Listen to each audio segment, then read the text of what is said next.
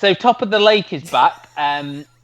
4 years after the first series, this is Jane Campion's crime drama, I suppose we could call it. It does have a police lady at the crime. centre. Yeah, there's a bit of crime in it. Police lady at the centre of it is Robin Griffin. Yeah. Have you seen this, man? I couldn't remember her surname. No, you're right. It's Robin Griffin. I didn't realise it was two birds. I don't know if that's significant, but there you go. That's when she kills people. She does it with one stone. Is there a tumbleweed down there? Oh, I missed this. 4 years later from her sort of adventures in New Zealand, if you can call them that, she returns to her native Sydney, a sort of more broken woman. She had some bad experiences, as we saw in the first season, which was all set in New Zealand. She wants to go back to work.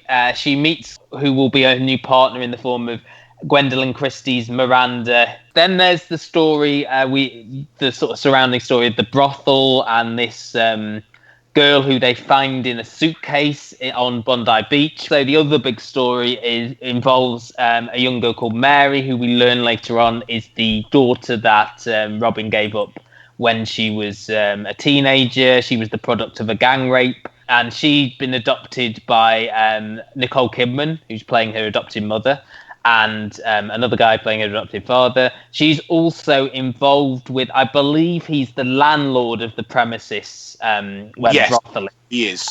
His name is Alexander, although she calls him Puss. I think the nickname comes from the fact that he has a lot of cats in his room and actually has a cat flap in his room as well. And then also you get these sort of, it wasn't in Ep 3, which I've just watched, but in the first two episodes, you almost get this sort of aside with these guys in an internet cafe ranking prostitutes and brothels. Well, what were the two names that we came up with? I know mine was... two names. So I said it was like a TripAdvisor for brothels, and then Gary's suggestion for it was... Pimp Advisor. And mine was Trick Advisor. But there is a connection to the prostitute who goes missing. One of the guys, she's the only prostitute that he'll see because she sort of looks after him and he feels like... Well, he thinks he's her girlfriend, really. Yeah.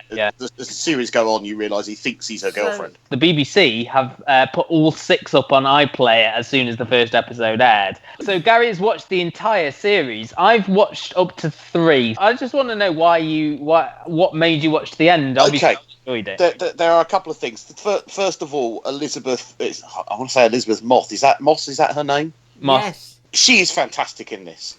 Secondly, the music. After you've watched a couple of episodes, you really notice how off-key and how confusing the music is. You did equate this to Twin Peaks when you watched the first episode. There is a Twin Peaks like feel to it because Jane Campion, as I've said on 2 different podcasts now, hates men, but is writing a style which is very similar to David Lynch in that it's all imagery and setting and mood as well as plot. You know, she does do a lot of plot. You know, there is a beginning, middle, and end to this series, there was with Series 1. There's a theme of like mother's maternity, what it means to be a mother, because there's the 3 stories that revolve around this. There's obviously Robin finding Mary and their bond.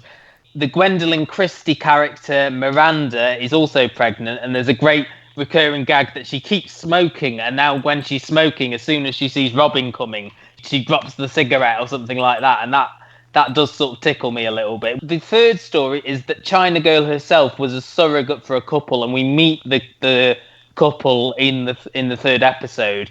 She's in a psych ward. He's been arrested for a lot of things, so they obviously couldn't get like surrogacy the normal way. So obviously, I think surrogacy is illegal in Australia. I think that's commercial surrogacy. There's all these sort of threads about pregnancy, about motherhood, about wanting to be a parent. Obviously, as well with the Nicole Kidman couple. They're adoptive parents to Mary, so they're not linked biologically, but they've always been with her. I mean, Pike, the adoptive father, seems like a really nice guy, very nurturing, whereas Nicole Kidman is this sort of Jermaine Greer type feminist who has left Pike for another woman. Nicole Kidman, who I don't think you're meant to like, but is doing a very good job of playing someone you do forget time for I- this Nicole Kidman. She's a top Hollywood name, yet she's managing to be unlikable in this series. I think that's actually quite an act.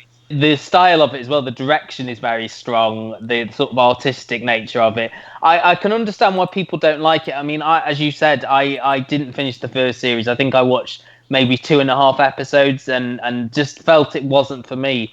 I found it very obtuse, whereas this series still has elements of that, but it is a lot more accessible. I think narrative is a lot more traditional, as you said, Gary, and there's a lot more humor as well. I think in having Miranda, who on the whole is a very funny character, every time she has like a significant role, she often is able to bring out a bit of humor in it. I think, and I will be very interested to hear your thoughts when you finish it versus what I know. Another thing that we discussed last week that we're not going to discuss here is the sitcom comedy drama Ill Behaviour from Sam Bain of Peep Show, which is airing all 3 episodes on iPlayer first before it comes to BBC Two later in the year, and they obviously did this with Car Share as well.